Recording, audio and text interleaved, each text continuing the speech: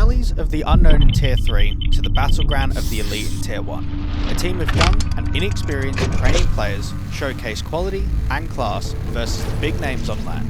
This is the story of Inner Circle competing at ESL Pro League Season 22 in Sweden.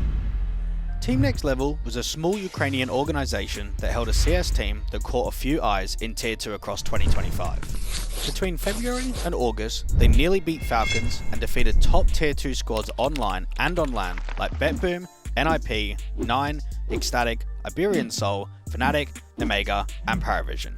Oh, and how can I forget, they took on Na'Vi at Blast Bounty, and rather than being embarrassed, they gave one of the best teams in the world a real shock and a proper run for their money. With limited resources and a small budget, this Ukrainian team was also able to qualify to EPL. In September, Inner Circle benched their Polish CS roster. It was time to switch the region, and they found a new opportunity in purchasing the entire TNL roster. There was no better way for the Ukrainians representing their new organisation than being thrown into the deep end. ESL Pro League has been a staple in Tier 1 for 10 years. Tier 2 teams have always used EPL as a stepping stone to proving that they can get out of Tier 2. Over the last few years, Tier 2 squads like Gamer Legion, Saw, 3D Mac, Sangle, BetBoom, Monty, even Movistar Riders have all upset Tier 1 squads on LAN at this event and made a name for themselves. With an average age of under 21, the new lineup would now be playing their very first Tier 1 LAN event. Their opening match in Stage 1 was versus the Tier 1.5 side in 3D Max. The French have been one of the most successful and stable teams in Tier 2 for the better part of 2 years. 2025 has seen them involved heavily in the Tier 1 LAN circuit, as well as playing at both the Austin Major and the Shanghai Major last year. Unfortunately, this matchup has quite a large asterisk on it. Maka their AWPer was unable to play and Navira stood in for him. Flyrax and co were up 11-6 on map 1, but choked on their map pick and struggled under the pressure. Most would have assumed that this would be a simple 2-0 win for 3D Max. Instead, Nuke was a comfortable win and the French were farmed on Train. A key strength in this match was Onyx's ability to multi-frag in close range positions. The opposition just couldn't stop him fragging. Still trying to figure out where it wants to go.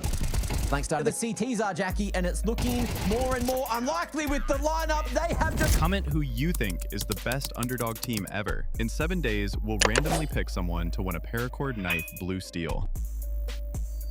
The following official was versus another Tier 1.5 squad in Gamer Legion. And how can I phrase this lightly?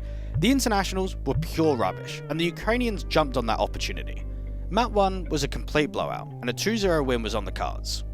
However, another choke occurred again. Up 11-8 on Overpass, the match should have been closed out. Instead, it was taken to OT, and the series advanced into a third map decider. No fear, however, not a single player from the opposition posted more than 7 kills. They were slaughtered on Dust 2. As well, Flareax has that scope towards mid-side, and it's Dawy that's actually pushed through, looking to make the play. It's picture perfect, even the backup delivers. This is crazy. I'm gonna assume that that was wild. Yeah. Impact into a normal kill. So 2K. Not how you'd expect it to happen. Flareax showing the sweet how it's done. ZTR and co couldn't adapt to the overly aggressive style against them. The constant chaos and fighting broke apart so many of their defaults. With 2 wins and 0 losses in Stage 1, this match was for promotion to Stage 2, and it was against Gentlemates. Finally, a proper Tier 2 clash.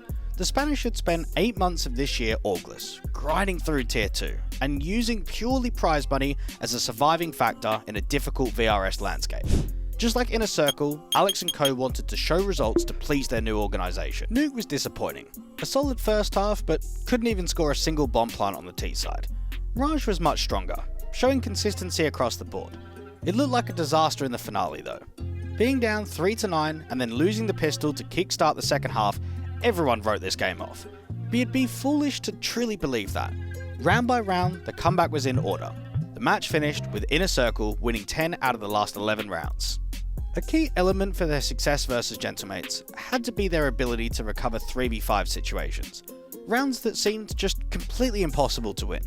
Communication in these stressful moments weren't scrambled or even panicked. They really played well off of each other. There on the scene, ready to punish Martinez, caught by Flyrax. Alex still overlooked on site, should have a chance. Flyrax 3. What the hell was that? No. Bam, there it is. Gentlemates are running away. So what went so right for the Ukrainians? Why were they able to go undefeated in Stage 1? Well, firstly, all eyes straight away turned to Dawy's individual performance. He was unbelievable, even being the third highest rated player in the entire stage. So not only did Dawy add a massive amount in the rifling department, FlyRax also delivered consistently on the big green. Stage 1 was a massive success. 3 wins and 0 losses. You'd be thrilled with that result. However, you'd have to humble yourself very quickly, as the competition is stepping up. Stage 1 was filled with mostly Tier 2 teams, and even out of region squads. Stage 2 is now about being a small fish in a very big pond. The Tier 1 teams have arrived in mass. The opening match was against Spirit. Yes, Spirit, who in the last 2 months won IEM Cologne and Blast Bounty in back-to-back LAN events. They were farmed on map 1. They lacked depth in the playbook when individually they couldn't match. That, however, was not the case on Nuke. They found a way to silence Donk. He dropped his lowest rating on LAN in all of 2025 on that map. On the other hand, Kani had one of the best individual performances that I've ever seen from him on LAN. The final map decider of Mirage was a close back and forth game, seeing neither team have long and extended round streaks. And yes, that was also the map where we saw Kani break his mouse in frustration. Could this loss be down to a lack of mental composure? I believe so. 0-1 down in the Swiss, the next match was versus the MongolZ, who had made the grand finals of the previous 3 back-to-back LAN events.